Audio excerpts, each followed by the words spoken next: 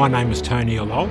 My name's David Ellul. I'm the Executive Chairman of Marand. Being a family business and having my brother here as well, we both shared similar backgrounds, so I did my apprenticeship here at Marand. I joined here as an apprentice.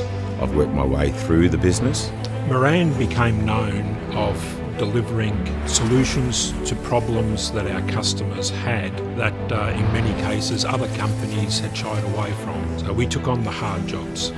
I think the keys to our success is always thinking big, Inclusive with our workforce, always delivering on what we promise to our customers. taking the determination, the never say die approach that our father had passed on to David and myself, we've passed on to the rest of our workforce. And when the tough gets going, never give up, just keep pushing through it.